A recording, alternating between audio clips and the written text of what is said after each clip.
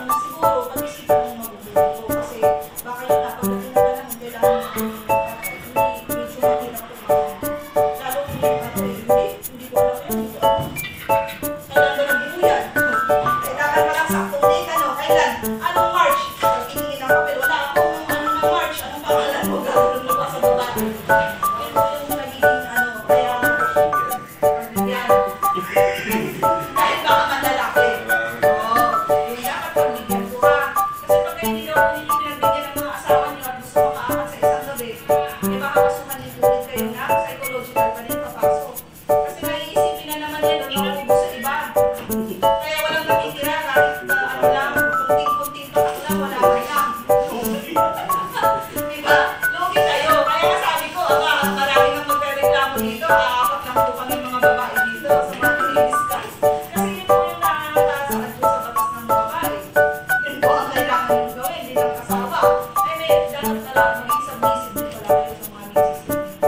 Diba? Sa inyo kasi, sabi ko, hindi asawa nila. Ang gusto ko na ibigay niya. Kaya lang, pag kayo din pala, hindi nagbigay sa kanila, diba? Pero nung batas pala. Eh, yung sa inyo po ba, nakabatas yun na dapat ibigay lang lahat ng gusto niyo. Mga kuya. Hindi ko kaya yun, dapat. Ha? Malay po ninyo kung ang nakuha mo nasa 19, 18 ang edad, no kuya? Baka gusto nyo makaapat. Ano gagawin natin? Ayun na, naglabasan na. Kaya huwag na kayong kumuha ng mga bata. Yung mga kaedad na lang po, para patas ang energy. Ano? Pero baka mamaya, 20 na. Gusto apat. Bakit po ba? Ano gustuhan na po ba ako? Ako ang isipin na hindi ko ganyan lang. Ako, wag na, baka mamaya may susunod sa akin sa istasyon na.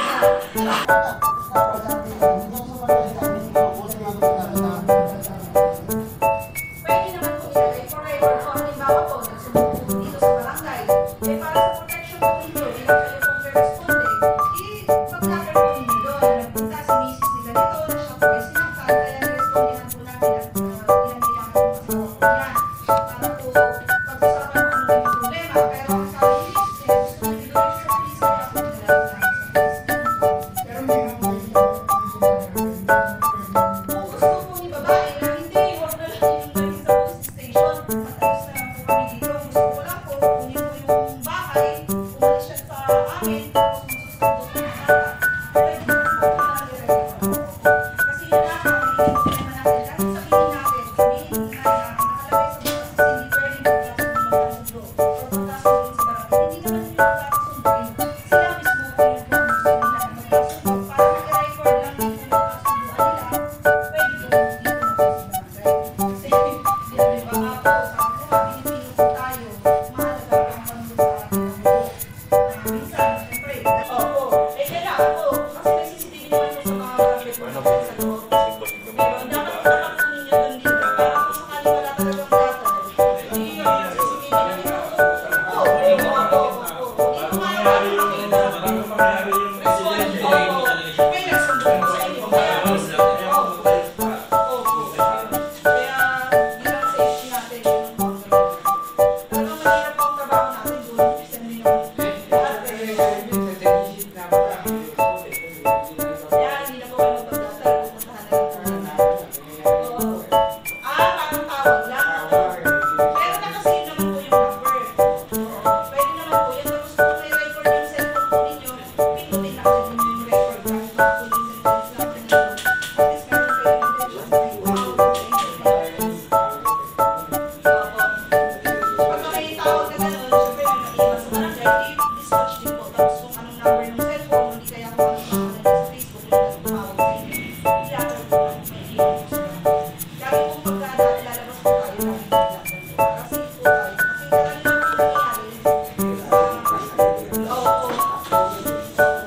Kasi yung nga, yung sino wala sa kanya. Pero dito kasi TO1 na po, may mawawala sa kanya.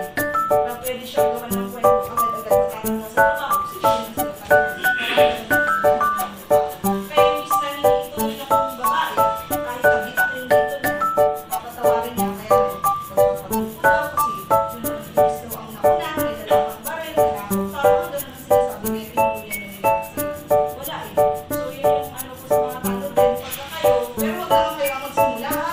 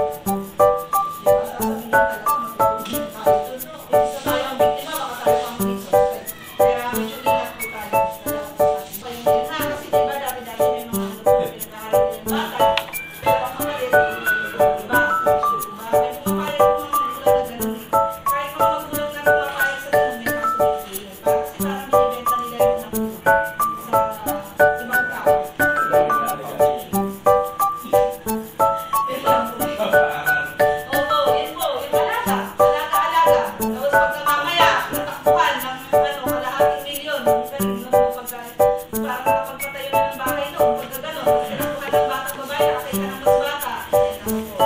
Yun po, hindi na po tayo makakahabol nun. Pwede yung paghabol parang yung bakla. Tinakbuhan ng 30 mil. Ang pinakasuhan niya, 14 years old. Sabi ko, talaga, gusto mong magkaso? Hinanawa ka ng 14 years old na karelasyon daw niya.